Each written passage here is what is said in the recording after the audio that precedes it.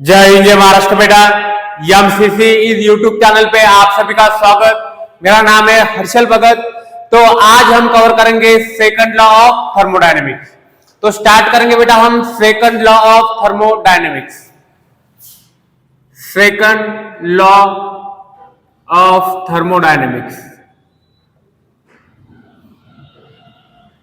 देखो, हमें second law of thermodynamics समझने से पहले फर्स्ट लॉ ऑफ थर्मोडायनेमिक्स अच्छे से पता होना चाहिए। तो देखो बेटा, फर्स्ट लॉ ऑफ थर्मोडायनेमिक्स क्या है? First law of thermodynamics. First law of thermodynamics. According to first law of thermodynamics, total energy of universe क्या रहेगी? कांस्टेंट रहेगी। Total energy of universe constant रहेगी। उसे लिखेंगे हम कंजर्वेशन ऑफ एनर्जी।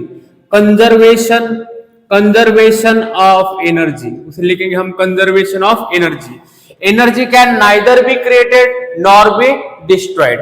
अभी देखो, फर्स्ट लॉ ऑफ थर्मोडायनेमिक्स के बेटा कुछ लिमिटेशन आ गए, कुछ ड्रॉबैक्स आ गए, और उन्हीं ड्रॉबैक्स के ऊपर वर्क किया सेकंड लॉ ऑफ थर्मोडायनेमिक्स में। तो देखो, फर्स्ट लॉ ऑफ थर्मोडायनेमिक्स के क्या ड्रॉबैक थे?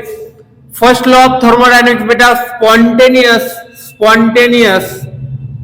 और नॉन स्पॉन्टेनियस प्रोसेस के बारे में, नॉन स्पॉन्टेनियस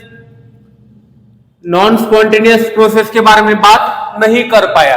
देखो, first law of thermodynamics spontaneous और नॉन स्पॉन्टेनियस प्रोसेस के बारे में बात नहीं कर पाया। अभी देखो, कौन सी प्रोसेस स्पॉन्टेनियस होगी और कौन सी प्रोसेस नॉन स्पॉन्टेनियस होगी, मतलब कौन सी प्रोसेस अपने आप से होगी और कौन सी प्रोसेस अपने आप से नहीं होगी, इसके बारे में बेटा फर्स्ट लॉ ऑफ थर्मोडायनेमिक्स बात नहीं कर पाया। इसके बारे में बात की सेकंड लॉ ऑफ थर्मोडायनेमिक्स। कौन सी प्रोसेस स्पॉन्टेनियस रहेगी और नॉन स्पॉन्टेनियस रहेगी, इसके बारे में बात की सेकंड लॉ ऑफ थर्मोडायनेमिक्स। तो हम फर्स्ट लॉ के बेटा फर्स्ट लिमिटेशन देखेंगे, ड्रॉबैक्स देखेंगे, ठीक है। अभी देखो, limitation of first law of thermodynamics.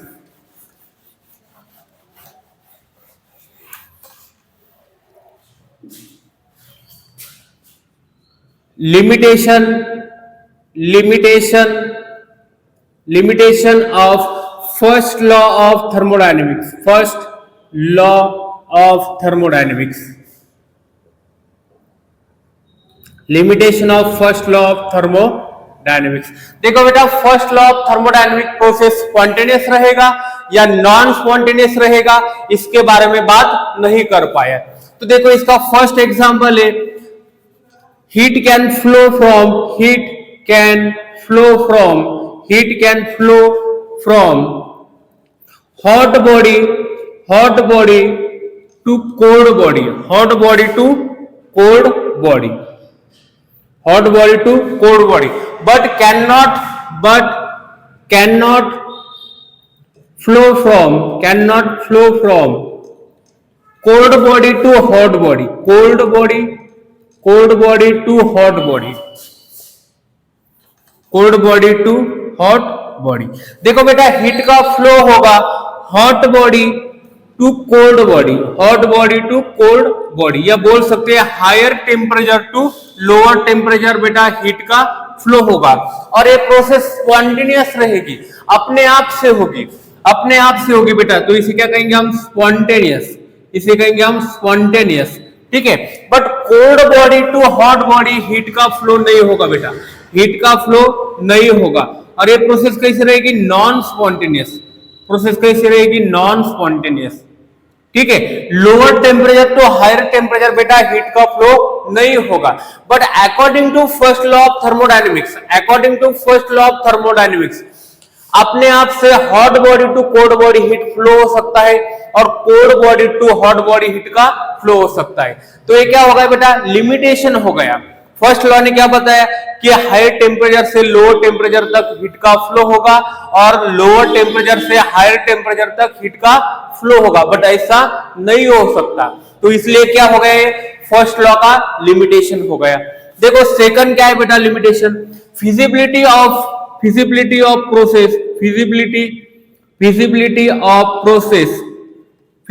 Of process के बारे में फर्स्ट लॉ ऑफ थर्मोडायनेमिक्स में बात नहीं की। मतलब कौन सा प्रोसेस स्पॉन्टेनियस रहेगा, कौन सा प्रोसेस स्पॉन्टेनियस रहेगा और कौन सा प्रोसेस नॉन स्पॉन्टेनियस रहेगा, कौन सा प्रोसेस नॉन स्पॉन्टेनियस रहेगा, इसके बारे में फर्स्ट लॉ थर्मोडायनेमिक्स बात नहीं कर पाया। कौन सा प्रोसेस अपने आप से होगा और कौन सा प्रोसेस अपने आप से नहीं होगा, इसके बारे में फर्स्ट लॉ बात नहीं कर पाया। इसलिए क्या होगा, इसका लिमिटेशन होगा। इसके बारे में बात किया सेकंड लॉ ऑफ थर्मोडायनेमिक्स में। तो देखो इसके एग्जांपल लेंगे हम, बहुत सारे एग्जांपल ले सकते हैं बेटा हम इसके लिमिटेशन के।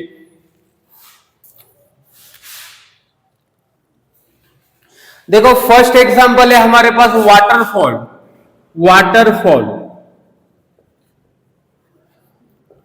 देखो हायर हाइट से बेटा, हायर हाइट से लोअर हाइट वाटर का फ्लो हो सकता है।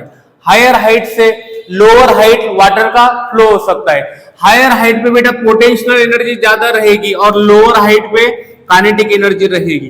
तो पोटेंशियल एनर्जी काइनेटिक एनर्जी में कन्वर्ट हो सकती है, ठीक है। बट लोअर हाइट से हायर हाइट तक बेटा वाटर का फ्लो नहीं होगा।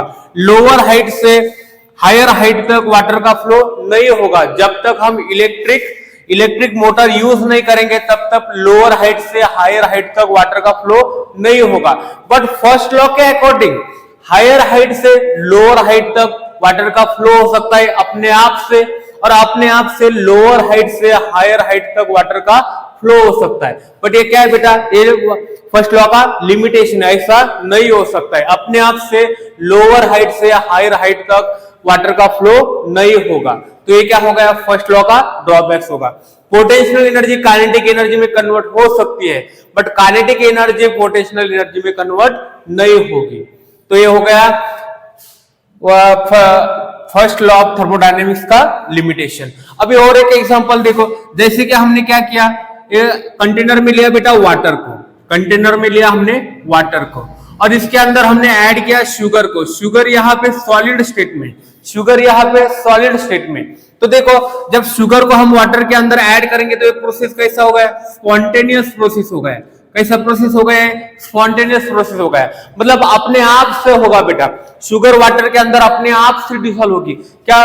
और देखो फिर से क्या, शुगर बेटा ये सॉलिड स्टेट में अपने आप से सॉलिड स्टेट में कन्वर्ट हो जाएगी क्या, नहीं हो जाएगी। बट फर्स्ट लॉ के अकॉर्डिंग शुगर वाटर के अंदर डिसॉल्व होगी और अपने आप से सॉलिड स्टेट में फिर से कन्वर्ट होगी। बट देखो ये प्रोसेस स्पॉन्टेनियस है, बट ये सेकंड प्रोसेस नॉन स्पॉन्टेनियस है, ऐसा नहीं हो सकता है। तो ये भी क्या है, फर्स्ट लॉ का लिमिटेशन है। अभी और क्या है देखो, जैसे कि हमने क्या किया, एक गैस का सिलेंडर लिया, इसके अंदर लिया बेटा हमने ऑक्सीजन गैस को, और इसको डिफ्यूज किया रूम के अंदर। तो रूम के अंदर डिफ्यूज करेंगे तो देखो सिलेंडर के अंदर हायर प्रेशर है, तो higher pressure to lower pressure बेटा, lower pressure, higher pressure to lower pressure gas का फ्लो हो सकता है। Higher pressure to lower pressure gas का फ्लो हो सकता है। और ये प्रोसेस कैसी रहेगी, स्पॉन्टेनियस प्रोसेस रहेगी। कैसी प्रोसेस रहेगी, स्पॉन्टेनियस प्रोसेस रहेगी, ठीक है। क्या फिर से रूम के अंदर की गैस इस सिलेंडर के अंदर जा सकती है क्या, रूम के अंदर की गैस सिलेंडर के अंदर जा नहीं सकती बेटा। Lower pressure to higher pressure gas flow नहीं हो सकती। बट फर्स्ट लॉ के according higher pressure to lower pressure gas flow हो सकती है, और lower pressure to higher pressure अपने आप से गैस फ्लो हो सकती है, बल्कि ऐसा नहीं होगा। तो ये भी क्या होगा, फर्स्ट लॉ का लिमिटेशन हो गया। और एक एग्जांपल देखो, लेने के लिए बेटा हम इसके बहुत सारे एग्जांपल ले सकते हैं।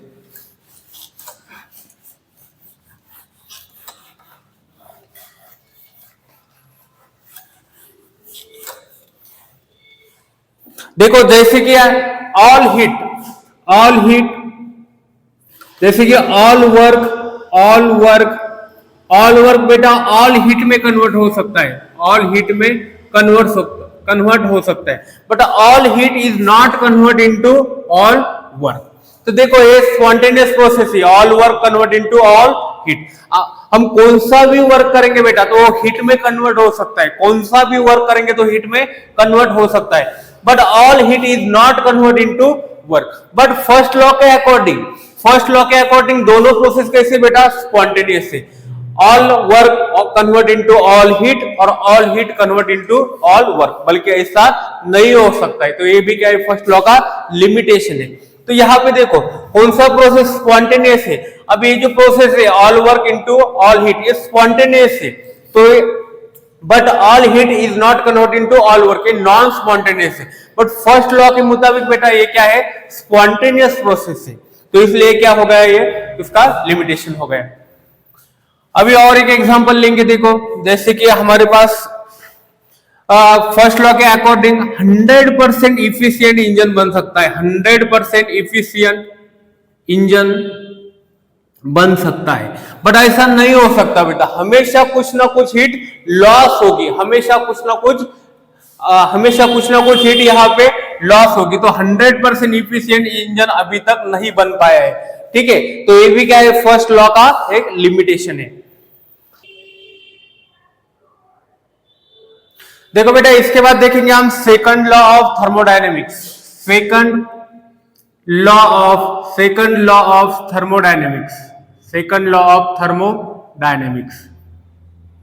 तो सेकंड लॉ ऑफ थर्मोडायनेमिक्स हमें बताएगा बेटा कि कौन सी प्रोसेस स्पॉन्टेनियस रहेगी और कौन सी प्रोसेस नॉन स्पॉन्टेनियस रहेगी।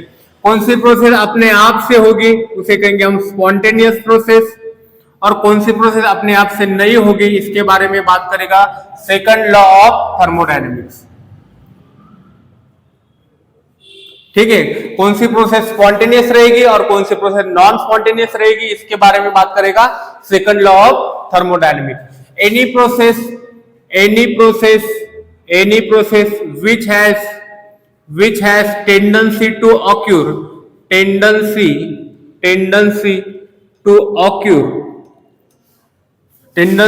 occur by itself खुद से होगी, या तो लिटल पुश से होगी, और by itself by proper initiation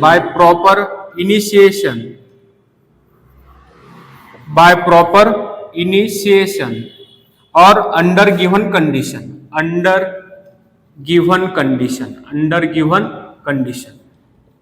और फर्स्ट देखेंगे हम स्पॉन्टेनियस रिएक्शन। देखो बेटा स्पॉन्टेनियस रिएक्शन या तो खुद से होगी या तो हमें लिटिल पुश करना पड़ेगा बाय प्रॉपर इनिशिएशन, और या अंडर गिवन कंडीशन क्या रहेगी बेटा, फिक्स रहेगी। रिएक्शन की कंडीशन या प्रोसेस की कंडीशन क्या रहेगी, फिक्स रहेगी। तो फर्स्ट हम देखेंगे बाय इटसेल्फ। देखो खुद से होने स्पॉन्टेनियस रिएक्शन कौन कौन से यहाँ पे,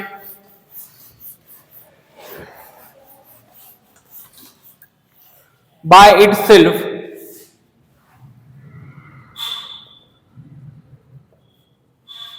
जैसे कि हमने शुगर को ऐड किया वाटर में, तो ये कौन सी प्रोसेस बेटा, spontaneous process. Sugar in water, तो ये सभी कौन से प्रोसेस है, spontaneous process.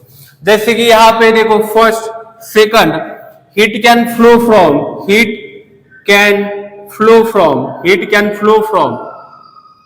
Hot body to cold body, heat can flow from hot body to cold body। देखो थर्ड पॉइंट यहां पे gas can flow from higher pressure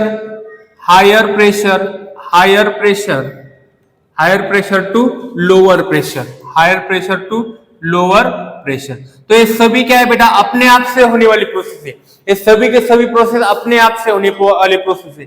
तो इसे क्या कहेंगे हम, स्पॉन्टेनियस प्रोसेस। शुगर अपने आप वाटर में डिसॉल्व हो जाएगी, हीट बेटा hot body to cold body अपने आप फ्लो हो जाएगी, और gas higher pressure to lower pressure अपने आप, मतलब ये सभी के सभी क्या है, स्पॉन्टेनियस प्रोसेस है, खुद से होने वाली प्रोसेस है।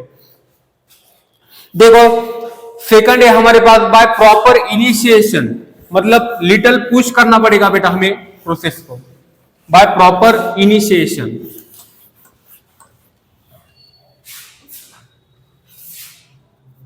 सेकंड है हमारे पास बाय प्रॉपर इनिशिएशन।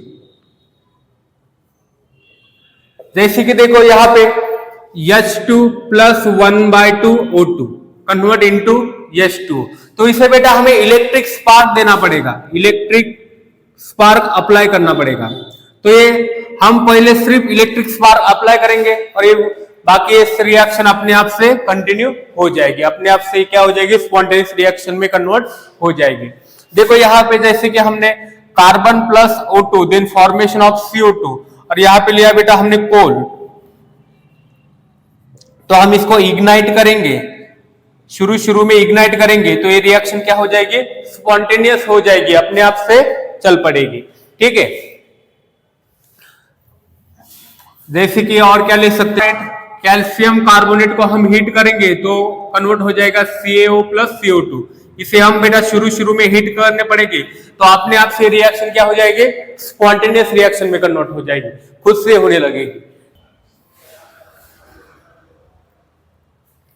देखो सेकंड देखेंगे हम non spontaneous reaction, non spontaneous reaction. ठीक है, तो नॉन स्पॉन्टेनियस रिएक्शन के बारे में बात की बेटा सेकंड लॉ ऑफ थर्मोडायनेमिक्स में, जो खुद से नहीं होगी, जो प्रोसेस खुद से नहीं होगी उसके बारे में बात की सेकंड लॉ ऑफ थर्मोडायनेमिक्स में। देखो a process, any process which has no tendency to occur on its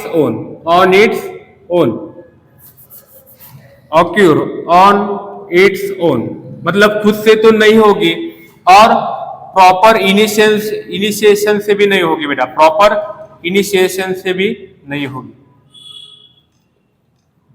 देखो जो प्रोसेस खुद से नहीं होगी और लिटल पुश से भी नहीं होगी उसे क्या कहेंगे हम, नॉन स्पॉन्टेनियस रिएक्शन। जो अपने आप से प्रोसेस नहीं होगी उसे कहेंगे हम नॉन स्पॉन्टेनियस रिएक्शन। देखो हमारे पास एग्जांपल है इसका, जैसे कि बेटा heat can not flow from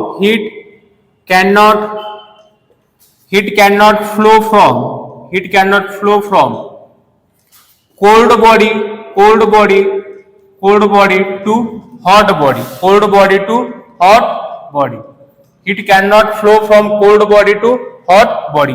अभी कोल्ड बॉडी से बेटा हॉट बॉडी तक हीट का फ्लो नहीं हो सकता, लोअर टेम्परेचर से हायर टेम्परेचर तक हीट का फ्लो अपने आप से नहीं होगा, हमें इलेक्ट्रिक मटेरियल यूज करना पड़ेगा बेटा, जैसे कि रेफ्रिजरेटर यूज करके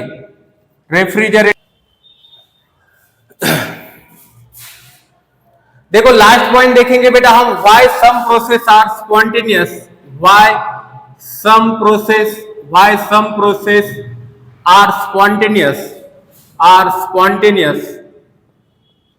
और सम आर नॉन स्पॉन्टेनियस। देखो बेटा कुछ प्रोसेस खुद से होंगे और कुछ प्रोसेस खुद से नहीं होंगे, तो कौन सी प्रोसेस खुद से होगी, कौन सी प्रोसेस स्पॉन्टेनियस रहेगी और कौन सी प्रोसेस नॉन स्पॉन्टेनियस रहेगी, ये बताएगा हमें according to second law of thermodynamics. According to second law of thermodynamics हमें 3 एनर्जेटिक टर्म है बेटा, 3 एनर्जेटिक टर्म है। ये एनर्जेटिक टर्म हमें बताएगी कि प्रोसेस स्पॉन्टेनियस रहेगी या नॉन स्पॉन्टेनियस रहेगी।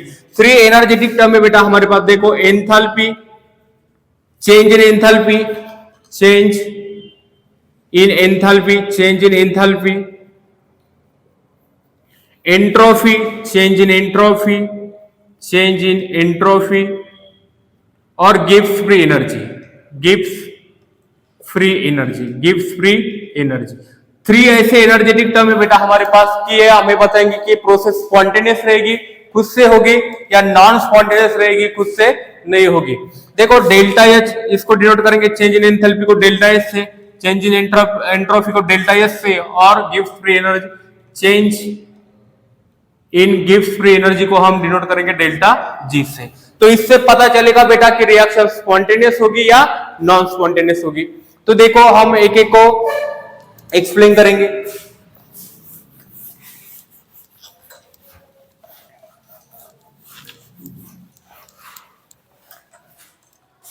देखो जब प्रोसेस का बेटा प्रोसेस का डेल्टा एच जब निगेटिव रहेगा, प्रोसेस का डेल्टा एच जब निगेटिव रहेगा तो जनरली ज्यादातर प्रोसेस बेटा स्पॉन्टेनियस रहेंगी, ज्यादातर प्रोसेस स्पॉन्टेनियस रहेंगे। देखो यहाँ पे जैसे कि H2 plus 1/2 O2 then formation of H2, तो इसका डेल्टा एच बेटा क्या है, निगेटिव है, तो ये रिएक्शन स्पॉन्टेनियस निकली, मतलब खुद से होगी। ठीक है, जैसे कि C plus O2 then formation of CO2, इसका डेल्टा एच भी यहाँ पे नेगेटिव निकला, तो ये भी बेटा रिएक्शन कैसी है, स्पॉन्टेनियस है, मतलब खुद से होगी। बट कुछ ऐसे प्रोसेस ऑब्जर्व हुए बेटा, कुछ ऐसी रिएक्शन ऑब्जर्व हुई वो एंडोथर्मिक होते हुए भी स्पॉन्टेनियस निकली। एंडोथर्मिक जैसे कि आइस कन्वर्ट इनटू वाटर, तो इसका डेल्टा एच बेटा पॉजिटिव है, इसका डेल्टा एच क्या है, पॉजिटिव है, तो इसे क्या कहेंगे हम, एंडोथर्मिक निकली, और ये प्रोसेस कैसी है, स्पॉन्टेनियस है। तो 100% बेटा हम डेल्टा एच के ऊपर डिपेंड नहीं रह सकते कि रिएक्शन स्पॉन्टेनियस होगी या नॉन स्पॉन्टेनियस होगी, डेल्टा एच हमें नहीं बताएगा, क्योंकि ज्यादातर प्रोसेस बेटा यहाँ पे निगेटिव है, ये स्पॉन्टेनियस निकली, और कुछ ऐसे प्रोसेस है कि जिसका डेल्टा एच पॉजिटिव होते हुए भी स्पॉन्टेनियस रिएक्शन निकली। तो हम डेल्टा एच के ऊपर डिपेंड नहीं रह सकते कि प्रोसेस स्पॉन्टेनियस होगी या नॉन स्पॉन्टेनियस होगी। अगली टर्म देखो क्या है, तो अगली टर्म है हमारे पास एंट्रोफी, चेंज इन एंट्रोफी।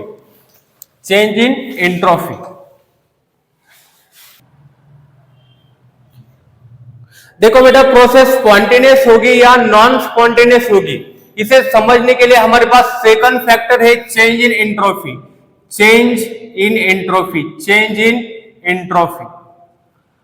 एंट्रोफी क्या है बेटा, एंट्रोफी यहाँ पे एंट्रोफी को हम डिनोट करेंगे यस से, और एंट्रोफी कब बढ़ेगी, देखो एंट्रोफी बढ़ेगी जब रैंडमनेस बढ़ेगी, रैंडमनेस बढ़ेगी। रैंडमनेस मतलब क्या, डिसऑर्डर। और जनरली देखो ज्यादातर प्रोसेस में जब डेल्टा एस बढ़ेगा तो स्पॉन्टेनियस रिएक्शन निकलेगी बेटा, स्पॉन्टेनियस प्रोसेस होगी।